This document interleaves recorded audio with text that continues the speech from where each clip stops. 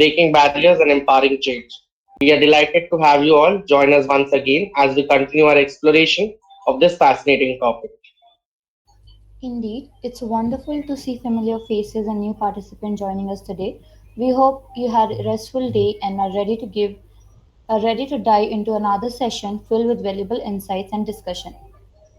Exactly, Sunil. Today again we have an exceptional lineup of speakers who bring a wealth of knowledge and practical insights to the table. So without further delay, let's introduce our esteemed speakers for today's session. Our first speaker is Ms. Devkiran Kathuria, an accomplished industry leader with almost 2 decades of diverse experience across management consulting, digital transformation, emerging technology, and product management, predominantly focusing on human capital management. She has earned a trial of national and international accolades for her work. Notably, the Economic Times Emerging Leaders League Award, Director of the Year at the HR Excellence Award, and Indian Achiever Award. She has also been recognized as India's 100 Women Power Leaders and most recently Global Exceptional Award Woman Award. Ms. Dev Kiran currently serves as the Director of Global Talent Development and Talent Agility at Seagate Technologies, driving a multi-million dollar portfolio and inspiring high-performing teams toward excellence. Our next speaker for today is Ms. Emily Jayawardene, a global HR development specialist with experience in Asia Pacific and the international development sector. She designs impactful learning experiences, having implemented global learning programs. Emily has trained on career skills, leadership, and self awareness, particularly for women and young persons. Passionate about social issues, she led a project to prevent social media violence and counter misinformation during the COVID era. Her recent work involved managing e learning teams for projects funded by UNDP, ACID, and Child Fund. A certified life and business coach and an instructional designer, Emily holds a bachelor's degree and is presently reading for her master's in human resource management and is a finalist of the CLORE Women Leadership Program. Currently, Emily promotes digital automation for a low carbon future in the academic affairs unit of an institute based in Gale, Sri Lanka. Next up, we have Dr. Smriti Kiran Simon, a distinguished researcher, educator, and author with a career dedicated to advancing education through innovative teaching and learning methods. Born and raised in India, Dr. Simons earned her PhD in education, specializing in child psychology. Over the past 16 years, she has contributed significantly to the field through her research, publications, and presentations at national and international conferences. An acclaimed author of 5 books, she is recognized for her work on parenting, gender spectrum, early literacy, emotional insights, and sex positivity.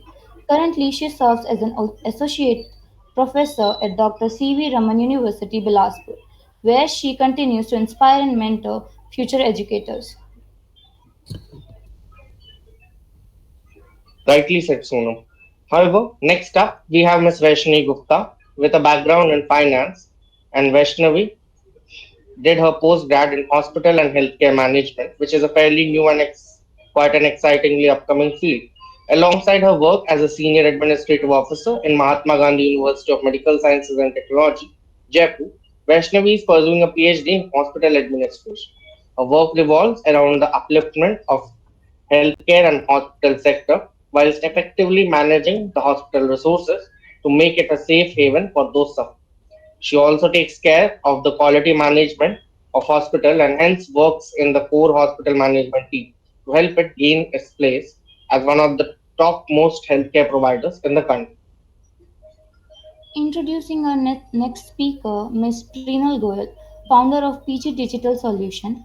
She is recognized as the youngest woman entrepreneur in India for launching her company at 19. She is honored to have received the Digital Woman Award from Google India and She the People TV. Recently, her entrepreneurial journey was featured in a Scopus Indexed journal titled Women in Entrepreneurship Breaking Barriers During COVID. She was invited as a speaker at various women entrepreneurship programs to help other women entrepreneurs as well. Our mission is to inspire and support fellow entrepreneurs in the digital space. Our final speaker for today is none other than Ms. Srijani Banerjee, a research scholar at Symbiosis Center for Management and Human Resource Development, Pune, India. Apart from academics, she is proficient with statistical softwares. Her research interests include macroeconomics, econometrics, and machine learning. She is probing the potential of digital currency in attaining financial inclusion in India. Actively volunteering for various organizations, Sujani believes that volunteering helps us bring the dreams of many to reality. Also, actively gives way to disseminate the idea of central bank digital currency. We are grateful for all of your presence and are eagerly anticipating your valuable insights and contributions in today's conference. We would also like to inform all of you that the HR team is conducting polls in the chat box throughout the session, and we encourage active participation from all. Moving ahead, I would like to invite Ms. Kiran to share her perspectives. Hey everyone, can you all hear me? Can you all hear me? Okay, I see the thumbs up. So, um, Sure. thank you everyone for inviting me. I'm excited to share my journey and thoughts on the topic today, which is breaking barriers and empowering change for women in leadership. And I think what's heartening is that I looked at the audience, and there are a lot of men. So that's very, very interesting and new because a lot of, conferences that we go to, you generally end up seeing a lot of women attending, which is great because, of course, women need to know this. But men showing interest is also, how we say he for she. It kind of, personifies that. And we'll talk about why we do need men's support, right? We need everybody's support. So for today, let's start with talking about breaking barriers. I think breaking barriers for women in leadership has a lot of challenges. It means many, many, many things, right? It means challenging stereotypes, overcoming biases, juggling professional and personal lives, even juggling with some of the judgment that is thrown your way as not just a professional, but as a woman. And these obstacles can be tough, but I think the first step is recognizing them to tearing them down, right? As they say, break the glass ceiling, right? To break the glass ceiling, we must shatter the walls of doubt around us first. That's what I would like to say. To share an example from my early career. At one point of time, early in my career, year on year, I was being consistently told in my performance reviews that, oh, you are our top performer, you are exceeding expectations, right? Year after year. And naturally, one of the thoughts was that, okay, this is the time generally I spend in this role, this is what is going to happen, and I was up for promotion. However, I was denied that promotion because I was getting married, right? Despite my hard work and dedication, my marriage and the future performance was being judged and was seen as a liability. And to me, this was a harsh reminder that women often face unique challenges in their professional journeys. And, till in early career, first 3 years or so, it wasn't that big a deal because you're getting that recognition. But when it comes to promotion and marriage, this is was what was an unsaid bias that came in my way of growth. I think the other thing which came during my experience is advocating for ourselves, right? We depend on everybody else to advocate for us. We need to start advocating for ourselves. Your voice is your power, so use it to demand what you deserve, not entitlement. Remember that it's not about what I'm entitled to, it's about what you deserve. Another instance I would like to share is where, again, it was a little early in my life and I learned from these instances. I had male colleagues in the same team. I was outperforming them, right? That's what the performance reviews said. But when it came to giving me a raise, my male colleagues got a bigger raise. The reason? I didn't ask for it. And apparently, I didn't have the same responsibilities, right? And to me, it was baffling because this is what I'm talking about when we had just joined the workforce. It was when we were all young professionals, no families, no loans, nothing to take care of. It was just that perception that, a guy would be looking after getting a car, would have to get married in the future, so has to start saving, would have to look after the parents. I am a part of a family where we are two sisters, so I have to do all of that, right? So that perception, that bias kind of baffled me. And I think the experience taught me the importance of speaking up for ourselves and negotiating for what we deserve. So I'm not blaming men because they got it. They just talk about it. They say that this is what I have, this is what I need to cover. So again, use your voice is another thing that I learned. And then overcoming judgments, right? Women often face judgments based on their personal life choices as well, and this can impact the professional growth. Judgments, I believe, from others is a reflection of their insecurities, not your capabilities. So, very important for men to support you, but women to remember this as well, right? And again, learning from experiences, I used to enjoy traveling, I used to enjoy going out, and I was in consulting. So, I had an option to, go to different countries, and I had my weekends. I would, go out and explore new places.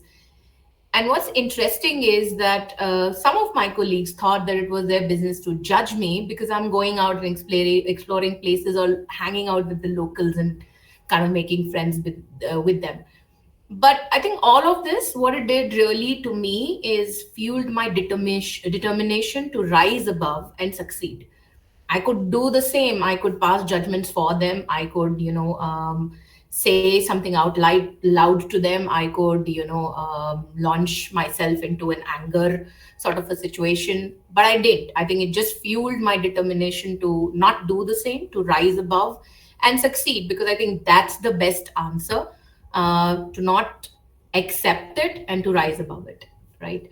And I think that's where it is very important for all of us to come together to empower this change, right? And what I mean by empowering change is means creating the environment where women can thrive, supporting each other, whether it's through mentorship, whether it's advocating through policies, promoting equality and inclusion for everyone. I would say not just for women, for everyone, because when we say everyone, there are certain challenges men face, certain challenges women face, other communities face, and we should be supporting each other. We need to foster that culture where everybody's contribution is valued and their potential is recognized. And empowerment really starts with a single act of that encouragement and grows with every opportunity that is given, right? And the reason I say that, again, because of the power of mentorship that I have seen in my life and how that helped me grow and develop. And it's not easy when day in day out you're subjected to a judgment, you're subjected to these situations. You really need those mentors, you really need those sponsors, you really need those people who are your support system professionally and personally in your life. Mentorship is that bridge that connects, I would say, potential to success. And that's what happened to me. My potential went to success because I had some really wonderful women leaders, who I looked up to. And seeing other women break the glass ceiling has been a source of inspiration for me. Their stories, their support, that has been invaluable. But also a lot of men in my life, right? Because whether we like it or not, whether we want to come up to that level of equity later in future, the fact is a lot of good positions, top positions in many organizations are held by men. And so for me, some of these men who were my mentors, coaches, my immediate reporting manager, even my current boss, right? They're all very, very supportive, and that is why I could grow. They are the ones at different places or different, I would say, situations in my life who helped me grow. At one of the organizations, I got a double promotion. I was an individual contributor, and I had an option to become a manager because there was a position that was open, and I was asked to apply. And I had come from another position where I was actually a manager, and I accepted one level down because that was of my interest. I really wanted to do something new. But when the opportunity came, it was a man, a coach and a mentor who guided me to say that you were already a manager, you were already looking after a team of 15 people. then why not ask for a senior manager position, right? So you came here, you took a step down, you've showcased your potential, you've proven your worth and performance. It's time for you to ask for it. And so I collectively, understanding from my past that you have to ask. If you don't ask, it is always a no. If you ask, at least it's a 50-50. And the encouragement and the explanation of the situation, and what's the need of the hour, um, coming from someone who coached me, and that was a male mentor that I had. It really helped. So I think I've been fortunate to have incredible mentors. Even my current CHRO, she is from an army background, and she is in US, who leads Seagate. When I was pregnant, and I was very confused about what should I do? Is this going to set my career back? What is going to happen when I come back after 6 months? And there was another mentor in my team, so they all coached me, and they made me relax and enjoy one of the best phases of my life. And then they eased it out when I was coming back. I was asked to join a couple of calls before that. There was no pressure, it was optional. But it was not like I just showed up one day and I don't know anything, but I was informed about a couple of things in advance. And when I came back, 2 3 months within 2 3 months, I was given more responsibility because I could take it, right? So that boosted my confidence and reinforced my value to the team, right? And my confidence and my value in myself, and what I mean, or what I could bring to the table, right? So I think it's very, very important um, to support each other, especially women, because we can then set example for everybody else to follow. And I think one of the biggest lessons I've learned is the importance of women supporting each other. If we don't lift each other up, who will? We need to be each other's allies, mentors, champions. As they say, together we are stronger, and together we can achieve more greatness than we can even travel alone. um, and I think it's not just about, like I said, women supporting women. Men need to rally behind this cause too, because those in the positions of power, predominantly men, like I said, need to drive the change for greater equity. And again, all the examples that I shared of how some of the male allies can make a significant impact, right? I would have probably left the workforce, taken a break, like many women do. For those women who want to take a break, double thumbs up. For women who don't want to take a break, who are more ambition, or who enjoy their work for that matter, it is really important. And remember that this is talent from an org point of view. It's not about men or women, it's about talent. It's about having products in the market, right? So from a business perspective, if you look at the seat belt, for a very long time, seat belts in the cars were made for tall white males. Why? Because that's where the product was being made. And then when women came in, and they realized the potential of women buyers, it ये kind वो of, मैंने as को a ये वो मैंने company. को ये करो ड्राइविंग करो सब इस पे बात चलिए Sorry. Zain, I would like to request you to mute yourself. Okay, I thought that was a question, but if you have, probably later. But I think that's what happened with the cars. They realize that they are only tapping into 50% of the market if they are targeting men. If you target women, your market sort of increases at least by another 50%. And so there were different type of seat belts which were made. So even from a business point of view, having diverse teams helping you make your products or services is just opens up more profit. It's many research show that diverse teams are more profitable, more innovative. And diversity, I feel, is the heartbeat of innovation and the foundation of progress. It's not just a word, or a buzzword. It's really, really essential for innovation and success. When women have a seat at the table, you get that diverse perspective. And I think companies with diverse leadership are more likely to outperform their peers. And that's not me, that's something different research from Gartner, Deloitte, McKinsey, all of them say. In conclusion, just to conclude this all, I think breaking barriers and empowering change is a collective effort. We need to challenge biases, we need to advocate for equitable policies, and we need to create opportunities for the next generation of women leaders, some of them who are here. And let's support each other. Let's push for the diversity overall and ensure that everybody has the chance to reach their full potential. Every woman has the chance to reach their full potential, because empowered women empower the world, right? There are so many examples of that, but remember, empowered women have the power to change the world as well. With this, I would say thank you for your time, and I look forward to continuing this important conversation with all of you. Thank you, Ms. Devkiran, for an insightful speech. If anyone is having any question, can write in chat box.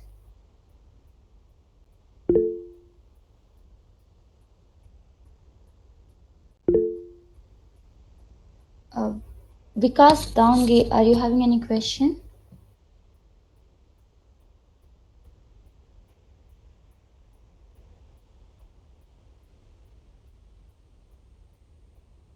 Vikas, ma'am, there is question in chat box.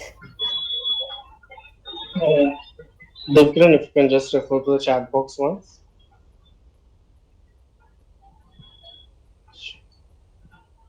You are actually on mute. We cannot hear you.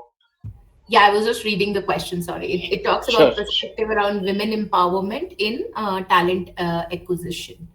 So, I'm not sure what specifically is the question, but when you say women empowerment in talent acquisition, I think that's a good point to bring up, because a lot of times, even I have been told, why don't you apply to this position? Because it's a diversity position, so you will end up getting it, or this organization really wants diversity in their team, and so you should apply, you will get it, you will be promoted, etc., etc. On a personal level, as a woman, I think that's very derogatory, because no company is going to hire me and pay me if I'm not worth it. Okay, so first of all, that's a myth that everyone needs to bust. There might be positions that are specifically identified to say we will give 10% to women or 20% to women in some organization, because like I said, diversity is important. You want women to join your team, or have more diversity in your team, because that helps your business, not because it is helping you meet some compliance. It is written in many many reports that when women, or for that matter, there is a diverse team, your business profit increases. So it is from that point of view. And secondly, I think it's very very important in the talent acquisition to realize that, or in that space to realize that, when you hire anybody for that matter, right, even if it is a diversity position, even if you're hiring a woman, if you're hiring an LGBTQ plus, you're not going to hire someone because they belong to that community. You're going to hire them because they are talented and from that community. So I think that's my perspective. But if you have anything specific, if you were asking something else on talent acquisition, let us know in the chat. Once again, thank you, Ms. Devkiran, for insightful speech. I would request that you to please share your email address in the chat box. So if any of our audience has any question or seek further information, can reach out to you. Yeah, I'm Uh, going to share the LinkedIn one as well. So if any of you would like to connect or reach out to me, please feel free. Thank you. Thank you. N- let's welcome our next speaker, Miss Imli, and I request her to commence the speech. Miss Imli?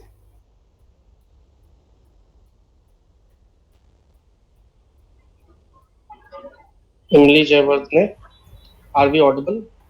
Yes, hi. Sure.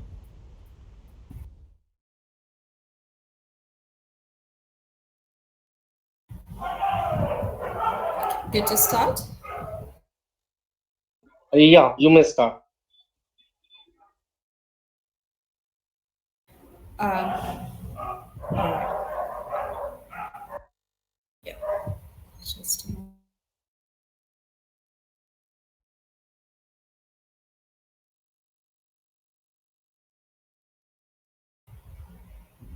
All right. Okay, everyone. Sorry, a little unwell today, but I think good enough for us to continue. So we've had a great session before me. I think I heard some of the challenges, some of the experiences. I guess many of us have gone through at least on one occasion in our life. Well, my session, moving on from that, is about talent optimization. At least that's where I come from.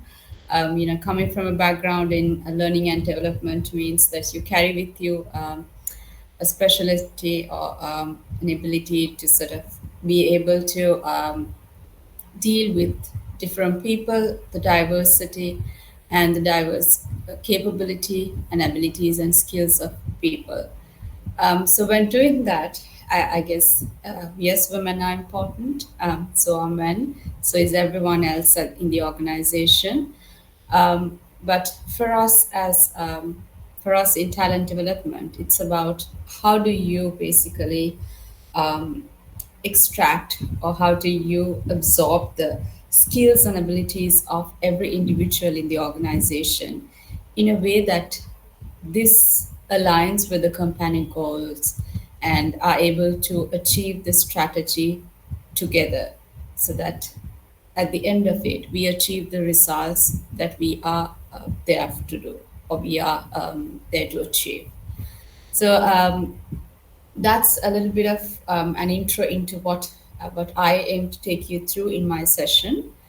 Um, but before that, okay, so I'd like some interaction if that's possible. Sonam, is that possible for us to ask some questions from our Yes, audience ma'am, today? sure. Yes, yes. All right, great. So I'd like to ask you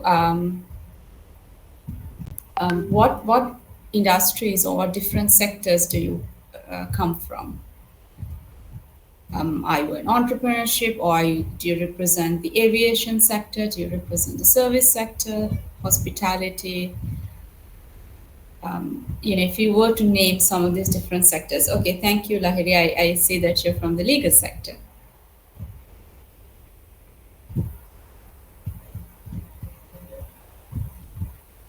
Okay, so I'll give just one more minute for that, and let's do a roundup of the different combination of sectors we are today.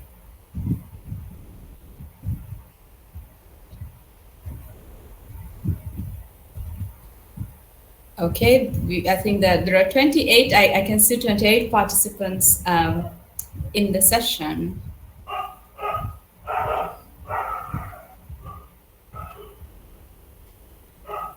Right.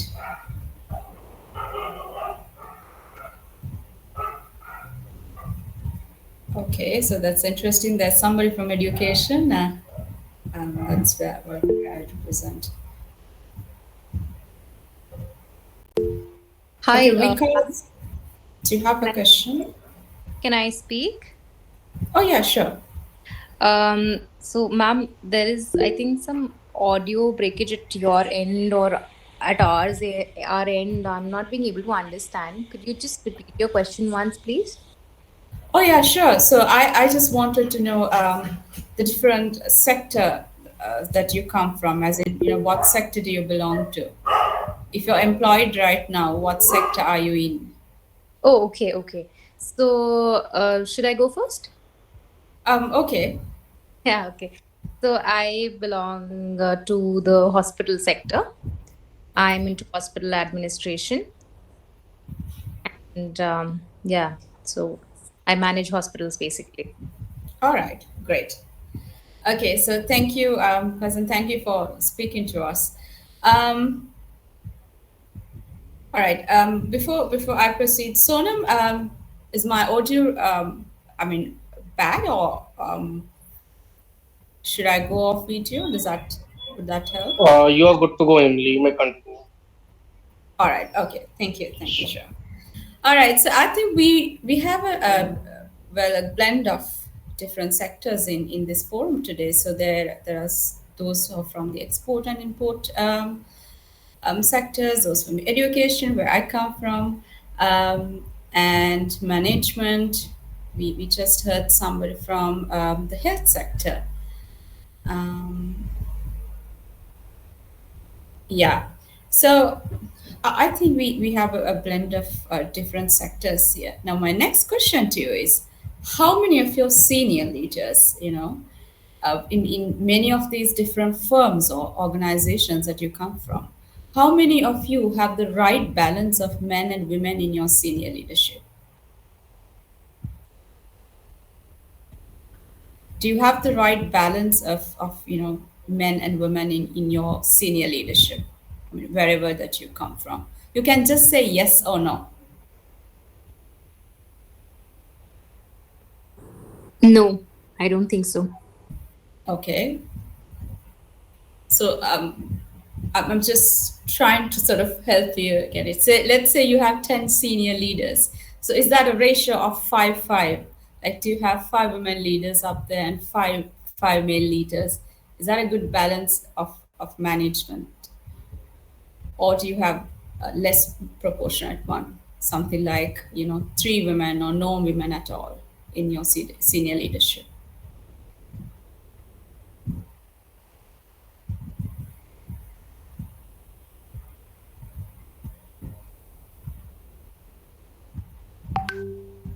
Okay, so just Lahiri saying no, and also because.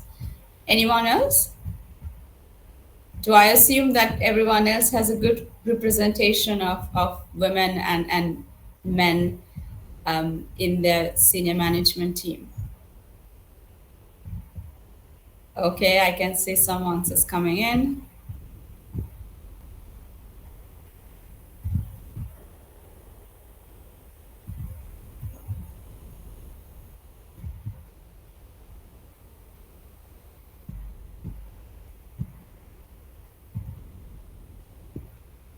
I guess it also depends on the sector we're talking about. Okay, so So, is that generally relatively less in the health sector? yes, it's relatively less in the hospital sector because hospitals are a very demanding place to work at, as everyone knows. So, I mean, it's very normal for women to, get married and move elsewhere, leave their jobs, and, so I do think that as we grow and as we grow in terms of our professional expertise also, Mm-hmm. by the time women or men, like in general, as we reach towards the higher level, a lot of women, they just Vaishnavi say, ji, I would like to request you to stop for now on and let Imli ji comments because we have a time constraint again for everyone. You may speak at your own schedule if that works. sure, sure, I thought it's an Sure, interaction, so that excellent. Imli ji, you may continue. All right. Okay. Thank you. So, well, my last question for you to ponder, and if you're willing to share your response, it's absolutely taken, is what is the one thing you think now for those, because many of you majority say that you don't have women at the top, right? You don't have enough women representation at the top. What is the one thing you think is missing is basically that you're lacking out there because there is no woman? First, do you recognize there is something missing, or if there is something missing, what is that one thing you think that is missing simply because there is no woman in management?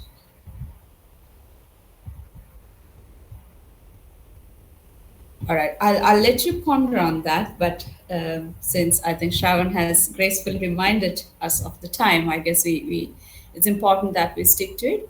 I'll ask you to think of this a little more. Go back to your organizations, see where you come from, and just see. I guess the reflection for us is to understand, you know, what does a woman bring to the management, and what does the absence mean?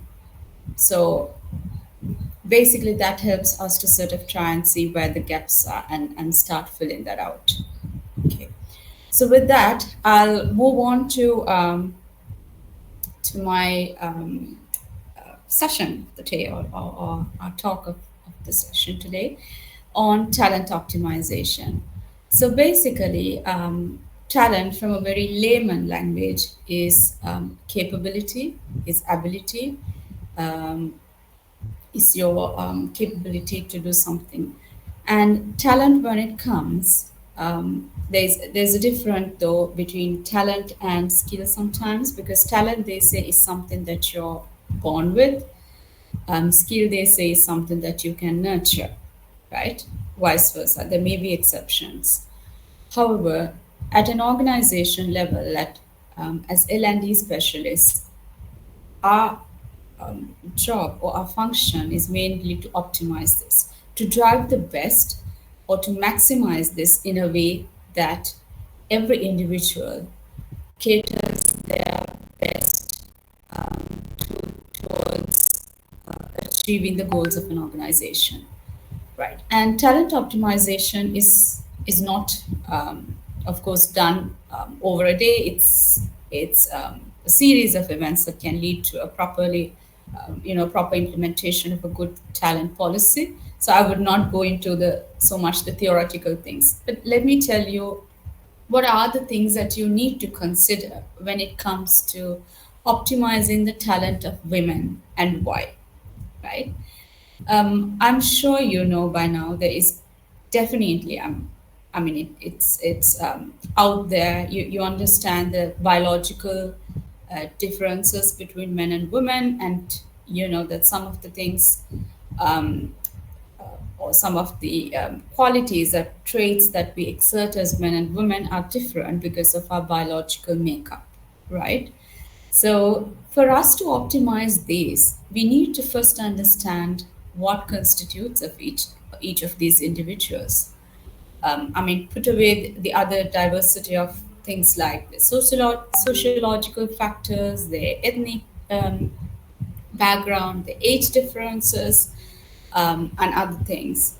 But if you just isolate this one difference called gender, right? We need to understand that there's a biological difference, and for us to be able to tap into, um, supporting or facilitating the realization of these skills from a woman, we need to understand um, woman as an individual. And one of the first things that they're known for is their great soundness in emotional intelligence, right? So, research finding is that a woman's emotional intelligence is, let's say, better or far higher than that of a man. I mean, there may be exceptions, but then again, this is the very generally known and found information so far. Um, this means generally a woman is able to articulate their emotions better. Their emotional vocabulary, if you notice, is very high. They're very expressive. They're able to share their feelings better. They're able to, bring inferences or references. They'll be able to bring in scenarios, different ways to express themselves. Whereas a man may not be able to do that.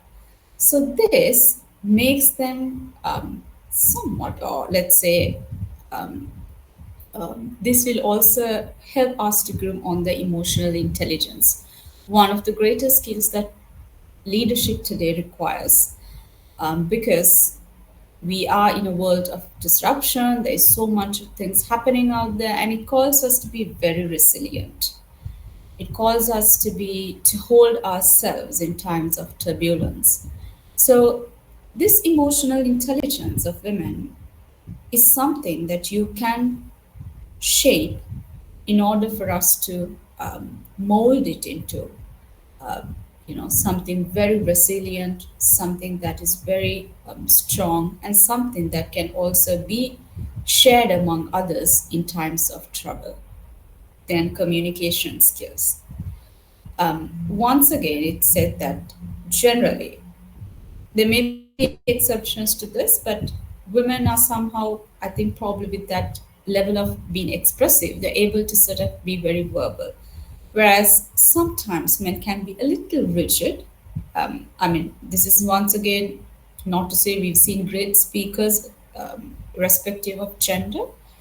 Um, However, saying that, I guess the point here is about being more articulated. They're able to bring in a lot of subtleties. They're able to bring in a lot of expressions, a lot of ways to describe the same thing in different language. Um, then three is empathy and compassion. So women generally are known to show a great level of empathy and compassion than men. This is not to say men are not, but then again, this is to say the strength of a woman is in their ability to become compassionate, to look at issues with a lot of empathy. And sometimes this is, I guess, in other words, is also why we're also known to be very emotional at work, sometimes rather reactive. However, if you tap into it as a talent, you can tap into um, their ability to become empathetic and compassionate as a skill that can be groomed. Because today, leadership requires us to be compassionate. Leadership requires us to be very human, very authentic about who we are and our inabilities and what we may not be able to do. I mean, today we are it is the world has accepted that leaders can be fragile, leaders can be who they want to be. It's no longer that super you know super marvel kind of feeling that we had about leaders back in our time. Then social connection. I guess women also have a tendency to show a higher social value or a higher value on social connections and relationships than men. Um, okay, sorry for that. They often find strength and support in their relationships with friends. So you need to understand this emotional need, right? Um, I mean, there I've seen women who are able to work alone, and I've heard women who say they work better when they're in a group or a team with other women. That's because there is an emotional need for women to share their things. They want to talk about things that happen to them at work. They want to validate things that they think they're right about. They want some sort of a motivation, some sort of an um, some sort of an encouragement to say that you're on the right track. So men, as opposed to this, I guess, are a little more individual and independent in that sense. But women somewhere have that need to to connect with someone. They need connection to feel um, somewhat or be their best. Then stress and anxiety. Um, they say that women tend to Oh, experience. excuse me, Emily. I would like to request you to wrap up the speech in 2 minutes if possible. We have Okay, three speakers still. all right, sure. So again, women are more likely to experience anxiety or depression. I think that's also because of their ability to absorb so many emotions. They sort of place a lot of value on how other people think and how it affects them. So they also easily stressed out or depressed about certain things. And we need to understand that and to see what are the ways that that you can do things at work that will help them to de-stress themselves, that will help them to feel better, even in the most difficult of times. Are there any individual ways that they can learn to take care of themselves? Are there supportive networks that can help them to feel better, or are there specific physical spaces that they can move to so they can refresh and come back? Likewise, I will not speak on resilience because I've spoken of that already. And I think in wrapping up, um, when you speak of how do you develop women to become leaders, one of the other things we need to do is we need to basically try and isolate personal barriers and replace them with personal enablers. So, sort of facilitating that whole thing of understanding what the barriers are and understanding what each or what or different individual traits that they can maximize upon and then make them enablers so that they can thrive in what they do. Um, well, that's basically, I think, what I wanted to reflect today on breaking barriers and encouraging female participation and helping more women to rise to leadership. I guess more skilled, more talented, and more empowering women to go up or rise into these leadership positions out there. So thanks all. Yeah, thank you very much. I guess I'll stop there. And if you've got any questions, So, you can drop in the chat. I'll respond to them via same.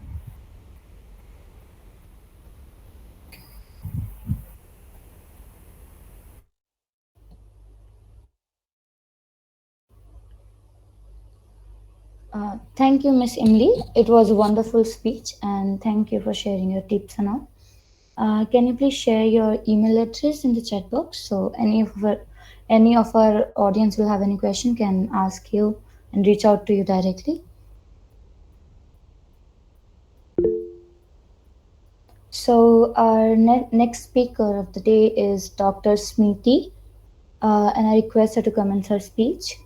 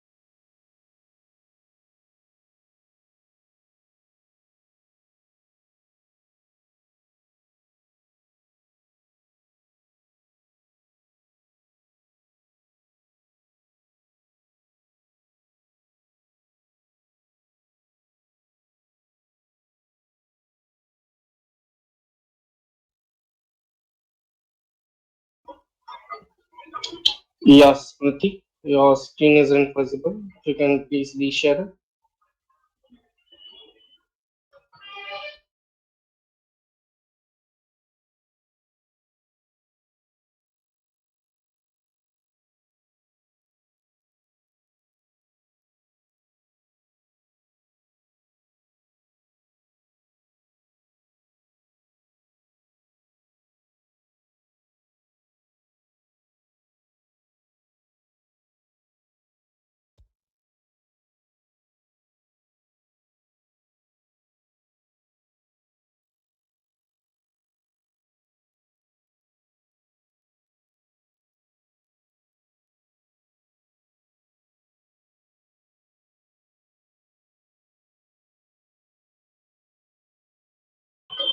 Yes, Smriti, am I audible?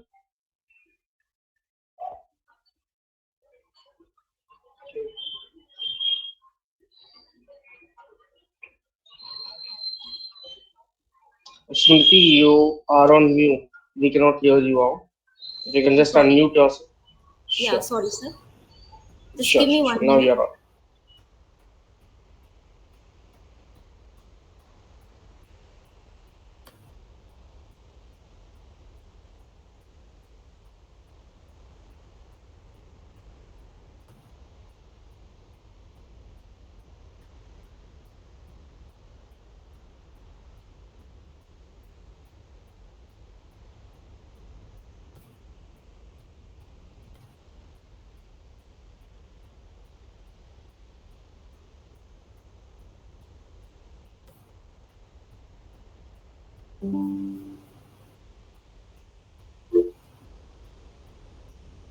I think it's now visible to all.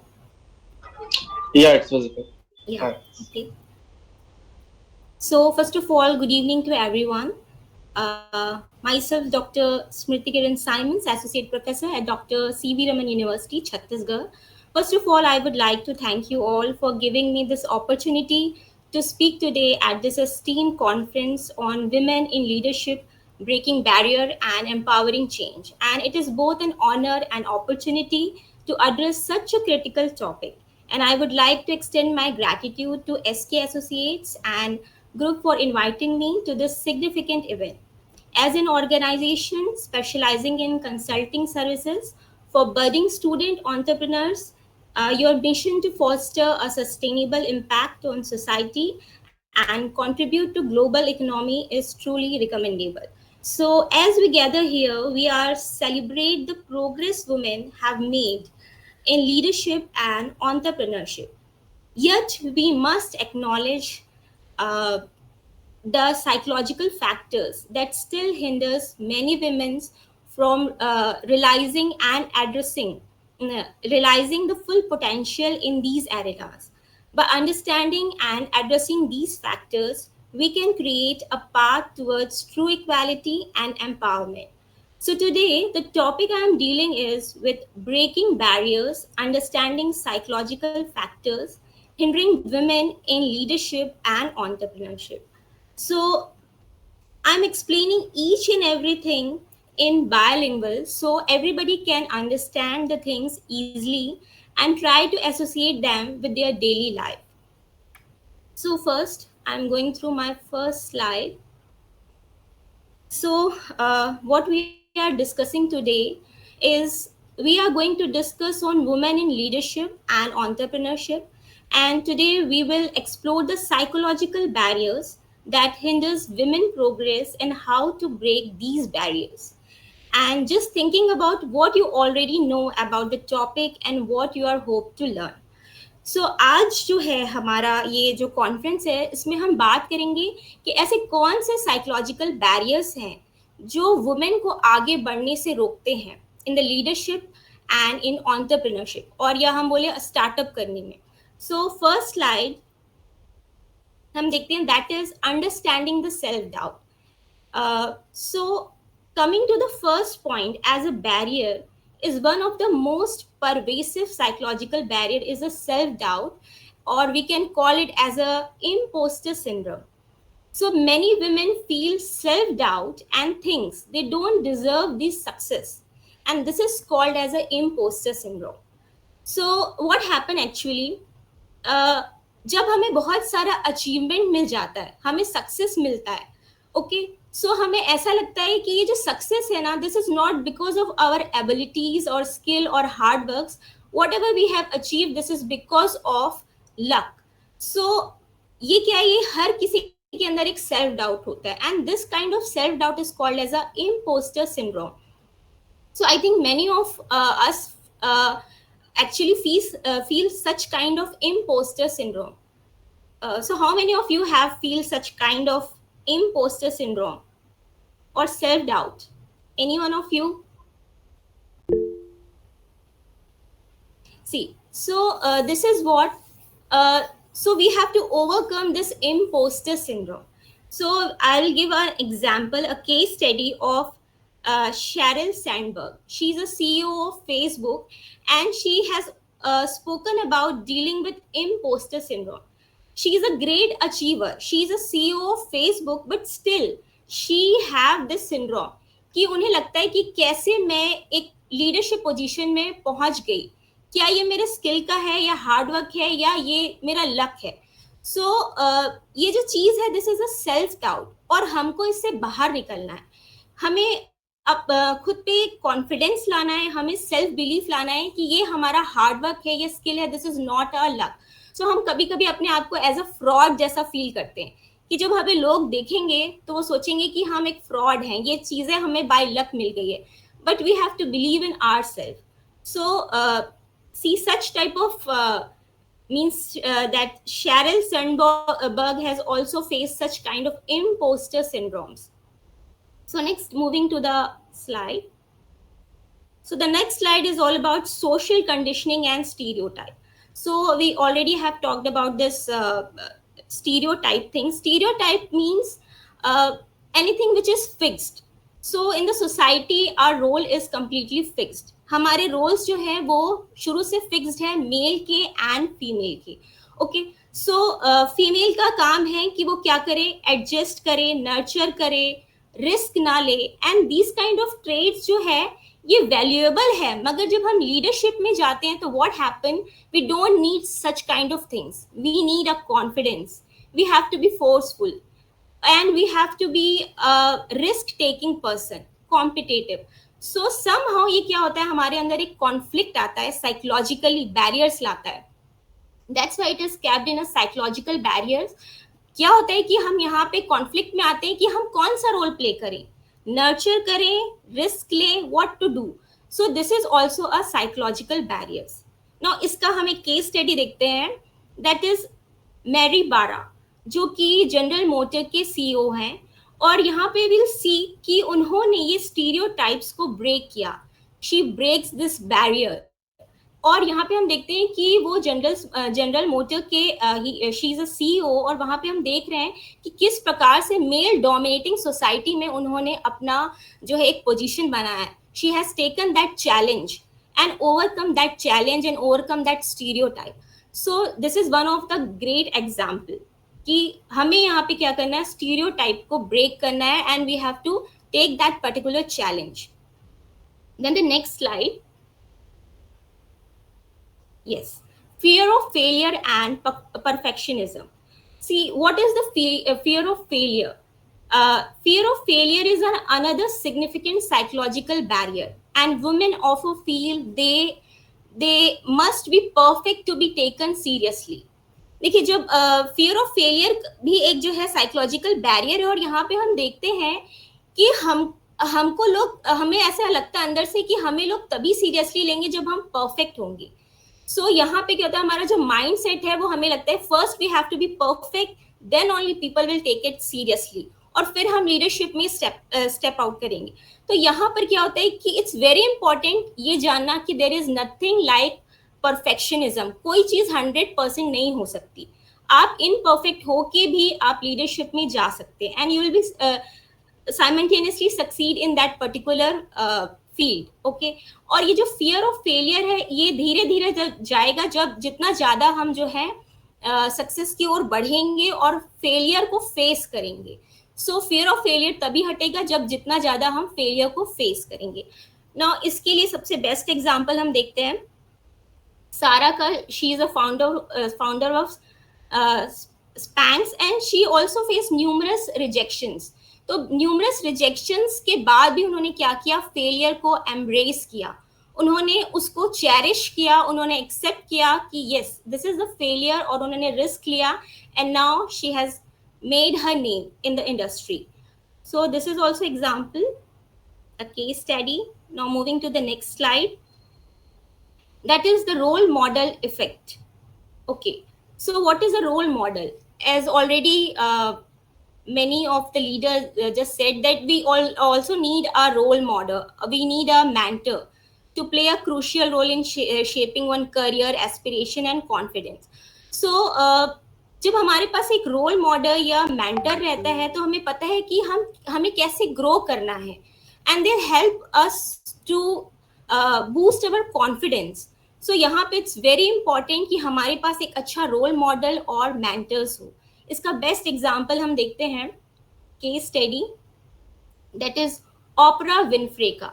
तो यहाँ पे Oprah Winfrey के पास एक बहुत अच्छा यहाँ पे हम देखते हैं कि माया Angelo.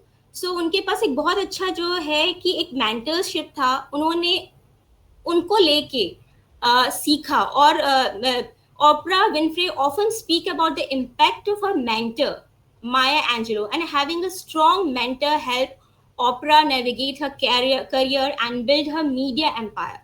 So this is very important that we must have a mentor in our life. So now moving to the next slide, work-life balance. So what is work-life balance? Balancing work and personal life is a big challenge. So many female feel pressure to choose between their career and family life. So fearing that excelling in one area means sacrificing the other. So यहाँ पे हम work life balance को अगर हम समझते हैं तो ये देखते हैं कि हमारे लिए बिग चैलेंज है, और हमेशा हमें ज़्यादा प्रेशर जो है वो फैमिली की ओर से होता है. जैसे मैम ने बताया था स्टार्टिंग में देव किरण मैम ने कि किस प्रकार से उनको फैमिली लाइफ भी मैनेज करना था और कैसे करियर भी मैनेज करना था आफ्टर मैरिज और having a baby. So this is what it's very important कि हम कैसे बैलेंस करें अपने पर्सनल लाइफ को और प्रोफेशनल लाइफ को, and this is a bigger challenge और we can say a bigger psychological barrier. सो इसका बेस्ट एग्जांपल हम देखते हैं, दैट इज इंदिरा नूई. यहाँ पे हम देखते हैं कि इंदिरा जो न्यूई है वो एक फॉर्मर सीईओ है पैप्सिको के, और वहां पे मैंने उनका जितना भी इंटरव्यू देखा हूँ. Excuse me, Smriti. Yes. I appreciate your speech, but if you could just conclude it in 1 minute, it would be a pleasure. Okay. तो Sure.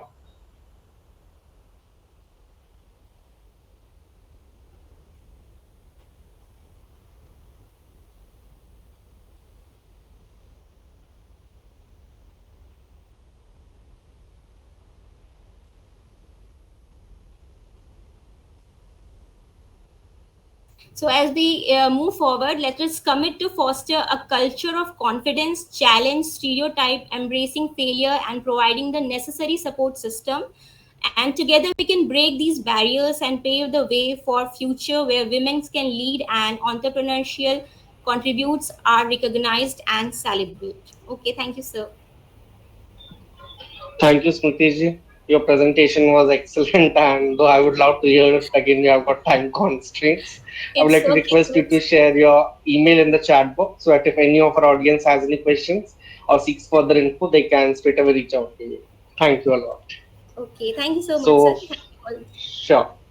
Further moving ahead, I would like to invite Ms. Kreenal Goyal to continue her speech and share her insights to all of us. Hello, good evening, everyone. Am I audible? Okay. So, I'm deeply honored to be a part of this conference today. Kudos to SK Associates and Group for organizing such an amazing conference. Women in leadership breaking barriers and empowering change is somewhat a very close topic to me. Um Seeing all of you feels like I'm looking at so many dreams, ambitions, and untold stories of resilience and courage. So, let me take you through a moment of my life which changed everything completely. So, since childhood, I wanted to be in the leadership role. And when my teachers used to ask me, what do you want to become in life? I used to say I want to be an entrepreneur in future. But when I grew, my father has a steel industry which is mainly male dominated, and I was asked to go for a job or do UPSC, which is very common when you are good in studies in India. So you should go with that. I would like to ask the audience if any one of you have faced a similar constraint in life. If you can comment or raise the hand.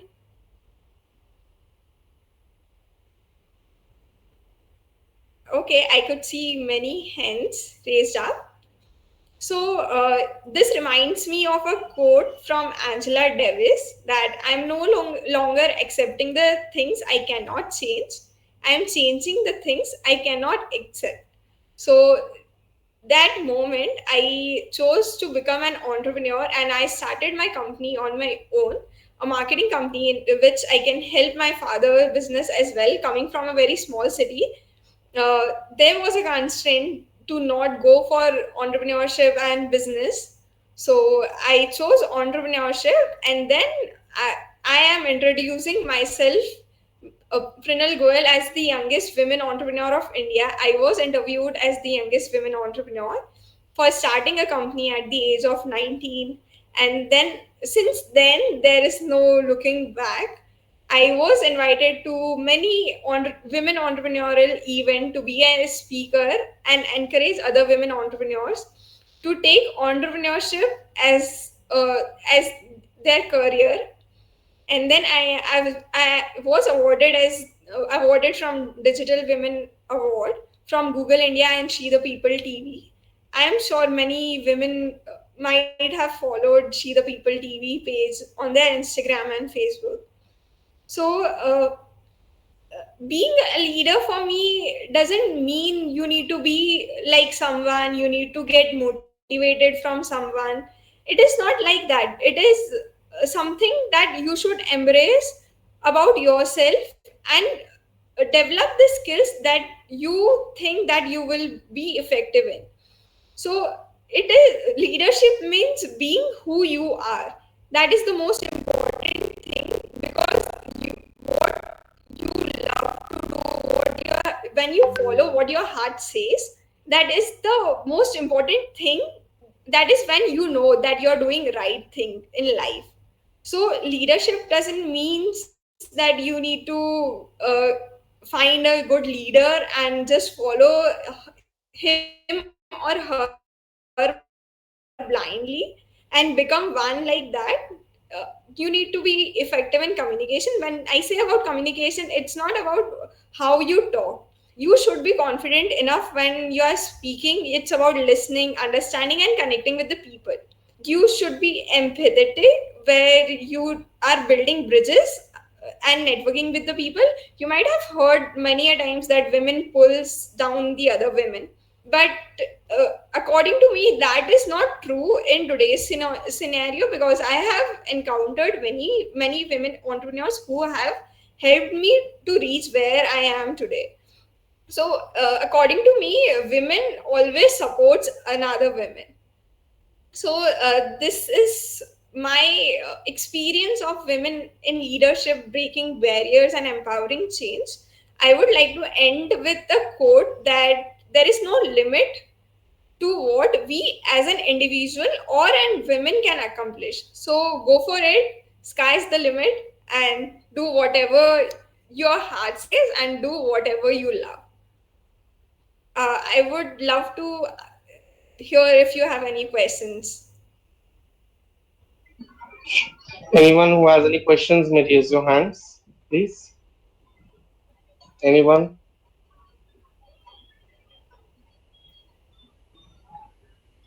No questions out here?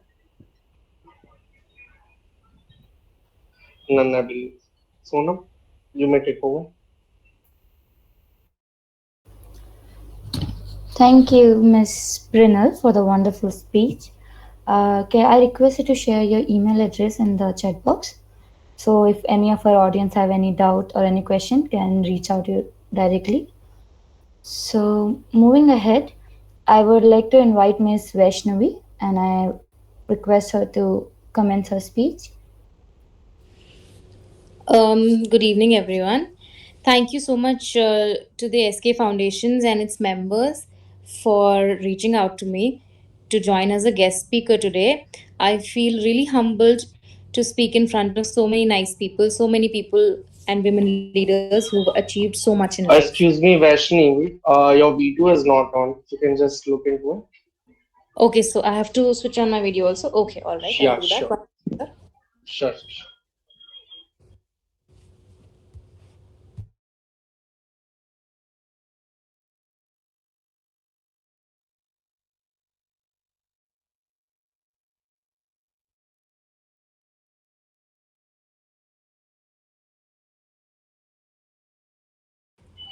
Am I visible? Perfect.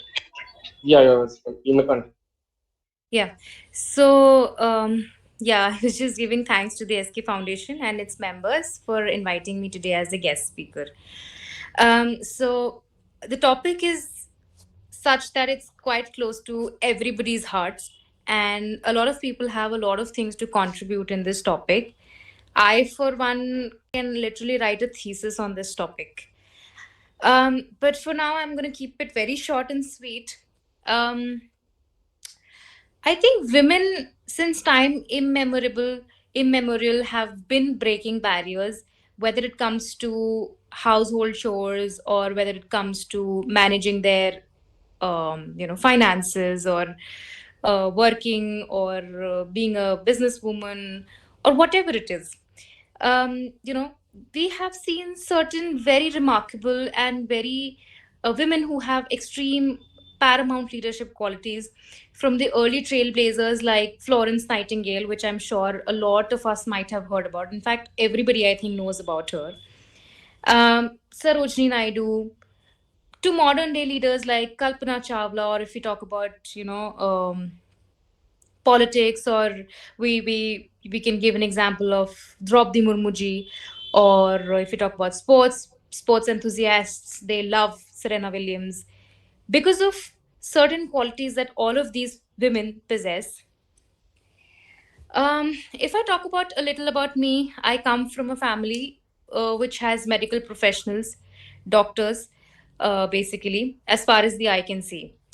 So, my father, he's a very well renowned urologist in North India, and he's a source of inspiration for me since forever because he's the one who's literally a flag bearer of women empowerment and giving equal opportunities to his female counterparts as well.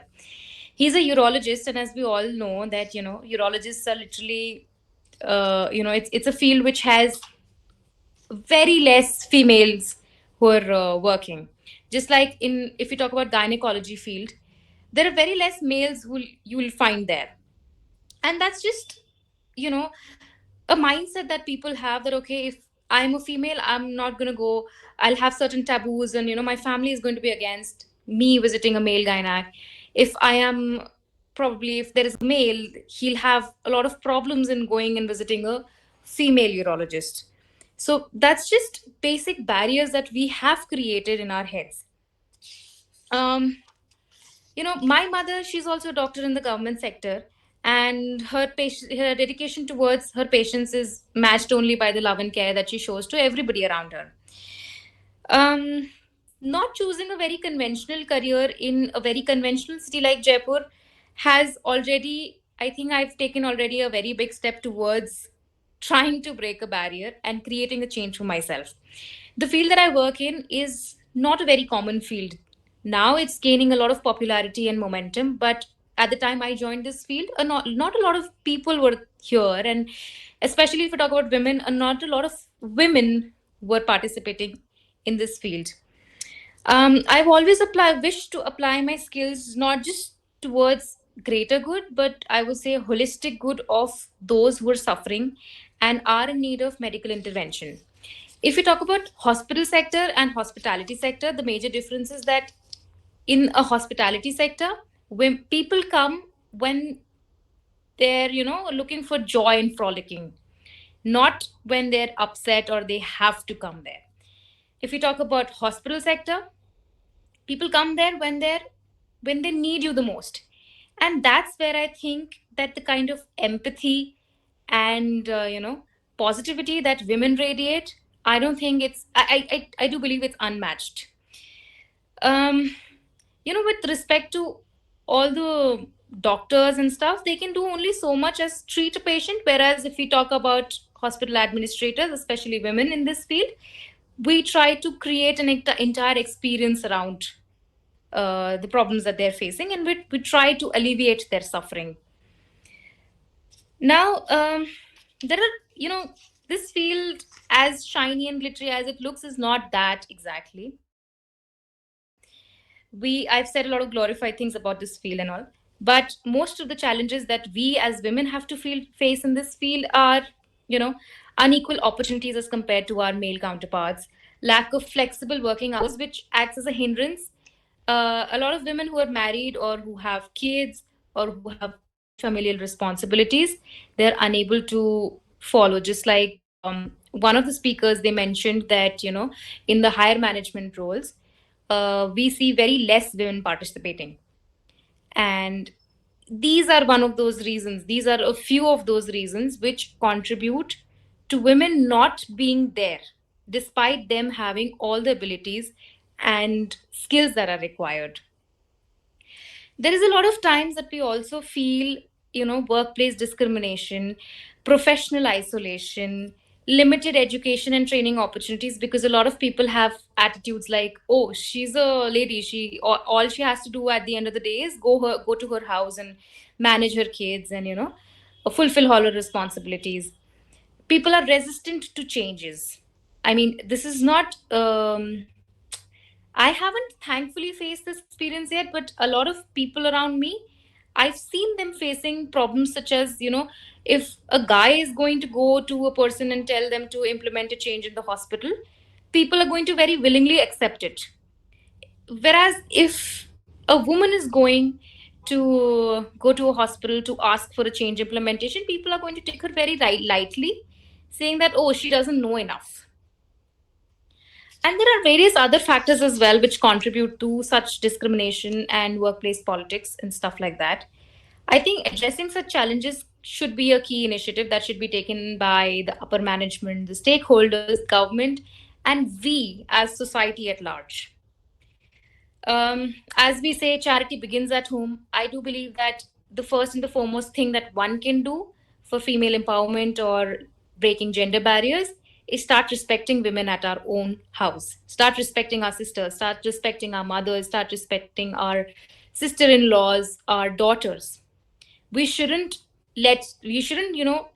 comment on them or make them feel any less or say words like, oh, you're a woman, at the end of the day you have to do this, oh, you're a woman, you can manage. No, maybe we should give them two words of appreciation. Oh, mama, thank you so much for cooking such a good food, such a good meal for me. Mama, thank you so much for managing the house as well as every other thing around you. Or didi, sister, or whatever you call. I mean, you're doing a great you're doing a great job handling your kids and all of us and managing your job, and look at how far you've come. So certain small words of affirmation which we can give around to people, it goes a long way, I think. And this should start at your home, and it's going to go a long way in towards other people as well. And later on it's going to kind of become a habit that you that's eventually going to give people around you, women around you, they'll feel very happy, confident, and safe. As a female in this particularly fulfilling field, I believe that I can break barriers and change, create a change by just being myself. That's it. Promoting a good work life balance for me and myself, my staff, diversifying inclusivity policies, taking up care more seriously, developing just a very empathetic attitude towards people, showing compassion, and I think just being a little more kind towards people. So, with that said, I would wrap up my speech and thank you so much for inviting me. If there are any questions, please do feel free to reach out to me either on WhatsApp or via email. Thank you. Thank you. Um, Thank you, Ms. Vaishnavi, for your informative speech. Please share your email address in the chat box, so if any of our audience has any question or seek further information, can reach out to you directly. Sure. Let's welcome our final speaker, Ms. Srijani Banerjee, and I request her to commence her speech.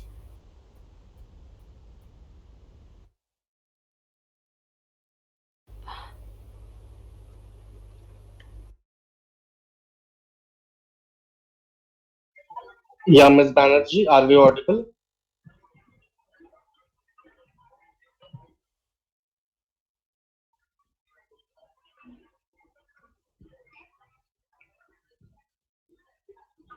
If I'm audible, then please raise your hands, everyone.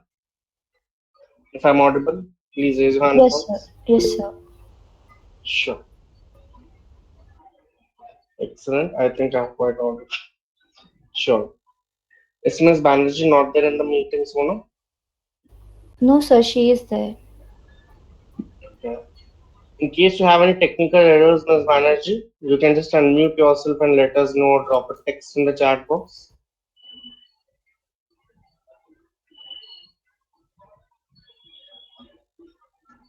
Yes, Srijani, you're not audible.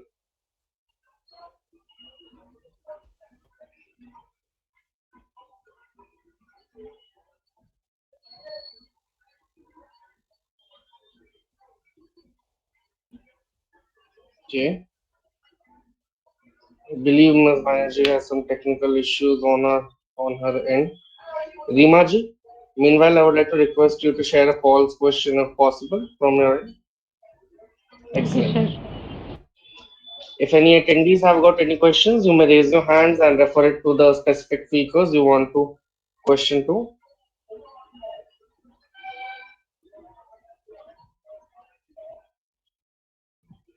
No questions out here. Everyone quite clear.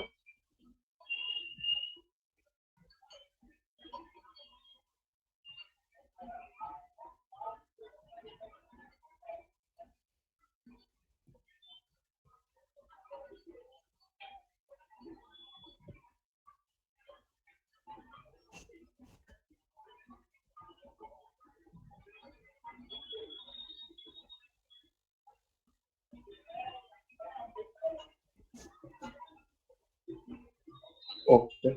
Am I Are we audible? audible now? Yeah, you are audible, Ms. Banerjee. Perfect. Yeah, I'm Good to really know. sorry. Sure, no Someone's issues. actually calling me. I don't know who is it, but someone from the team is calling me. First of all, thank you so much for inviting me. It's really a great opportunity that you people are providing. I will cut short my introduction because I'm just a research scholar and talking in front of so big experts. I feel that I will have very less to speak. Secondly, my topic and my research totally deals with finance. And when I speak about women in entrepreneurship, it is really a great deal to talk about. As a part of my research, uh, like working on financial inclusions, and talking about financial inclusions, it is very much related to something that works on gender bias and on gender applications. So while working, this is something which became very prominent that there is there are certain parts of the marginalized sectors that women want to enter into leadership, and the biggest hindrance that is caused in their way ahead is the fact that this people doesn't get opportunity or are facing the biggest problem that India is facing right now is that gender bias. Yes, definitely the stereotypes that have already been set by a lot of generational gap has been fulfilled, but still going ahead, people from the very rural parts of the country, they doesn't get the opportunities to come up and they shape their future. So, when I talk about women in leadership and breaking barriers, the first and the foremost thing which comes to my mind is the second generational bias that we cause that is caused. In fact, while I was watching the conference, I feel someone wanted to mention, I think Priya ma'am or someone, Primal Goel ma'am wanted to mention about this gender bias aspect. And that is something that caught my sight also, that yes, even when I went to people and when I had a opportunity to talk with them, they also had the similar viewpoint of being responsible towards their family more than becoming financially independent. So they want to work, they want to become leaders, they have ample amount of opportunity, ample amount of time, but they lack the opportunity. In that scenario, entrepreneurships in women uh, becomes a very difficult task. uh, I'm also associated with NGO and I've been working for women welfare for some time now. And even then, I have gone to them, and various SHGs has been formed now in India, where this women try to come and make their identity. They form their identity, and this is what something which is very important for them. When when I talk about identity, it becomes a very important part of our society. Uh, so it was very inspiring hearing from the previous speakers how they have broken the barriers and they have come into the leadership schemes. Similar is definitely not my story. I have been very privileged to get all the opportunities, and have not seen that struggle that people, specifically women in the workplace, face. But now that I have gone to those rural areas, to those marginalized sectors, working with different castes and creeds of people, I understand the liabilities that they face. Specifically, uh, someone has rightly said, ghar sambhalna. I'm sorry for being a dialect, but yes, ghar sambhalna is a very big thing for a woman. Even when we talk, like as we talk, I know there are certain people who will be thinking about this fact that why women are breaking the stereotype of not like of working most of the workplace now. We from all the statistics that we see, not worldwide, even in India, that around 49% of the women are there in the workplace, in the company and all. But the reality is, you are talking about one company, you are talking about one organization, or when you are talking about India as a whole, are we selecting our samples like the way we want, or like the way it is portrayed in the economical from the economical aspect? They do lag behind. SHGs are coming around, and a lot of and a lot of MSMEs are also coming around to help this underprivileged people to to be financially independent. What I think from my perspective is the fact being financially independent for a woman is a most important aspect. You can have everything. You can have your husband, you can have your parents, you can have your child, everyone is there for you by your side. But then when you have that financially independence with yourself, that is what matters the most. So a very recent incident I would like to share, and close my speak with that, is while I was working with an NGO, um, I have come across girls, those who are just trying, those who are in that age from 18 to 19, those who will be moved from the shelter home to the adulthood. They will be reaching, like entering the adulthood. One day they approached me and they have asked me, like, we have education and we are going to college. How can we sustain ourselves? Now that we are moving out of the orphanage, we won't be getting that protection of what we used to get. How can we just break, like, how can we just become someone in life?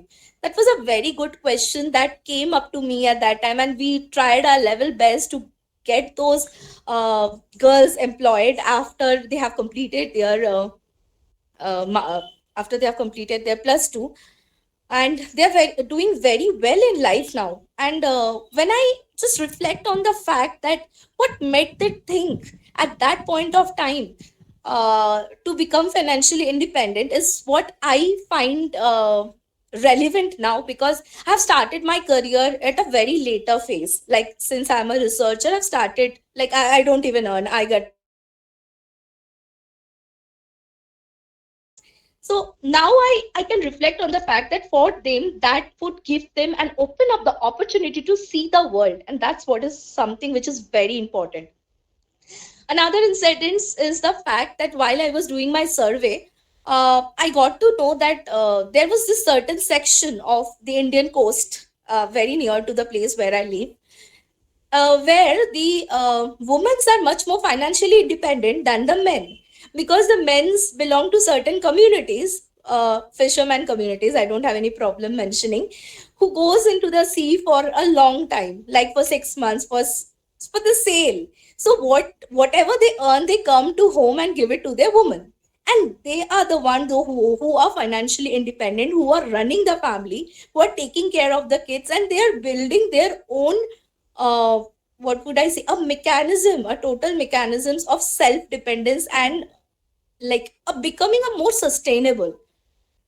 These are the two incidents that I would wanted to share with each and every one of you.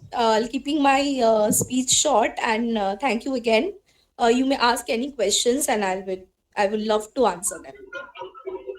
That was a great speech and a great story to Srijani. I Thank you appreciate so much. your level of empathy and the help you have done for various women out there.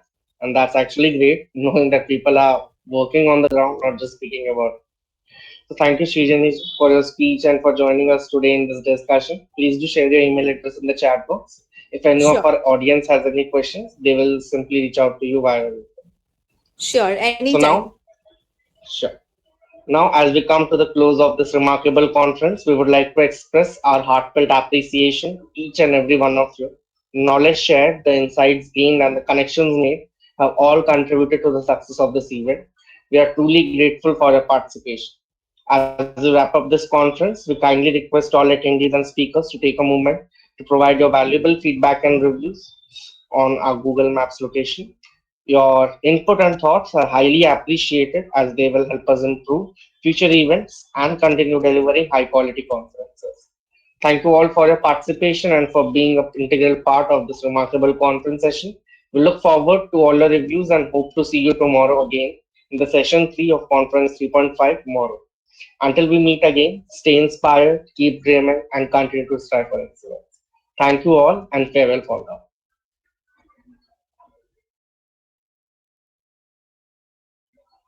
I would like to request the executive management team to stay back.